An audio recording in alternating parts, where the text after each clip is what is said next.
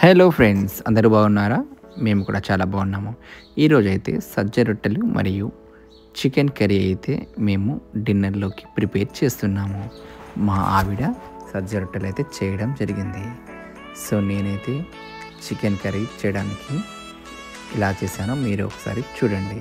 Chicken curry కొరకు నేనైతే ఒక ఆనియన్, 2 పచ్చిమిర్చి, ఒక టమాటా, అలానే కొత్తిమీర, కొన్ని మసాలా దినుసులన్నీ ఒక ప్లేట్లో తీసుకున్నాను. ఆ తర్వాత ఆనియన్ని సన్నగా కట్ చేసి ఉంచుకున్నాను. అలానే పచ్చిమిర్చిని కూడా కట్ చేసుకున్నాను. అదేవిధంగా టమాటాని కూడా నేను సన్నగా తరుక్కొని అంతా ప్లేట్లో పక్కన ఉంచుకున్నాను. ఆ తర్వాత శుభ్రంగా కడిగినటువంటి 1/2 కిలో చికెన్లోకి నేను కొద్దిగా చికెన్ మసాలా వేసుకున్నాను. అలానే కొద్దిగా ఆయిల్ వేసుకున్నాను. అదేవిధంగా కొద్దిగా అల్లం కూడా వేసుకొని ఒకసారి అంతా కలుపుకున్నాను. అదేవిధంగా ఇలా మ్యారినేట్ చేసిన చికెన్ని ఒక 1/2 అవర్ పక్కన ఉంచుకున్నాను. ప్యాన్ హీట్ అయ్యాక అందులోకి కర్రీకి సరిపడంత ఆయిల్ అయితే వేసుకున్నాను. అలానే మసాలా దినుసులు అన్నీ వేసేసుకున్నాను. ఆ తర్వాత కొన్ని జీడిపప్పులు, పచ్చిమిర్చి, అదేవిధంగా ఆనియన్స్ అంతా వేసుకొని అంతా లో ఫ్లేమ్లో ఒక 5 మినిట్స్ కుక్ చేసుకున్నాను. అదేవిధంగా పసుపు కూడా వేసుకున్నాను. అండ్ అల్లం కూడా కొద్దిగా వేసుకొని కలుపుకొని మూత పెట్టేసి లో ఫ్లేమ్లో 5 మినిట్స్ వరకు కుక్ చేసుకున్నాను. ఆ తర్వాత మనం మ్యారినేట్ చేసుకున్న చికెన్ని ఇప్పుడు మనము ఇందులో వేసేసుకుందాము.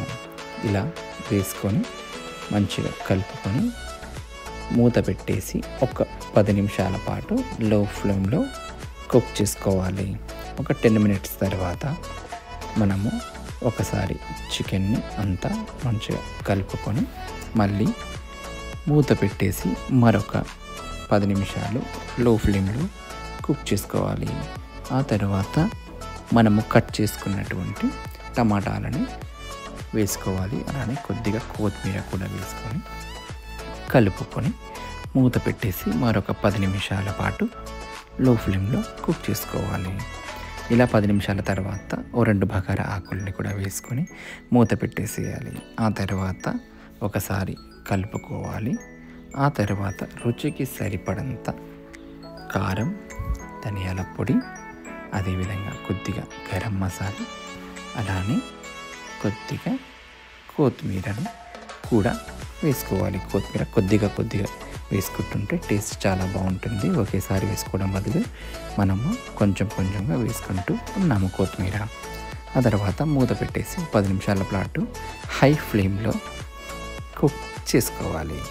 ఆ తర్వాత ఒక చాయ్ గ్లాస్ అంత వాటర్ వేసుకొని హై ఫ్లేమ్లో ఒక 5 మినిట్స్ ఫుల్గా కుక్ చేసుకోవాలి.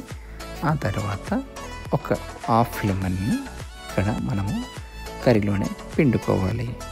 అదేవిధంగా చివరగా కొత్తిమీరని పైనుంచి వేసుకొని మనము మూత పెట్టేసి స్టవ్ ఆఫ్ చేసేయాలి. చాలా సింపుల్గా మనము చికెన్ కర్రీ అయితే చేసుకున్నాము. చికెన్ కర్రీ అయితే చాలా బాగా వచ్చింది. ఒకసారి మీరు కూడా ట్రై చేసి చూడండి.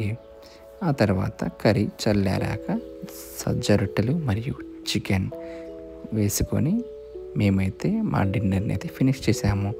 And thank you for watching. Please subscribe. మీకు కూడా నచ్చినట్లయితే ట్రై చేసి చూడండి.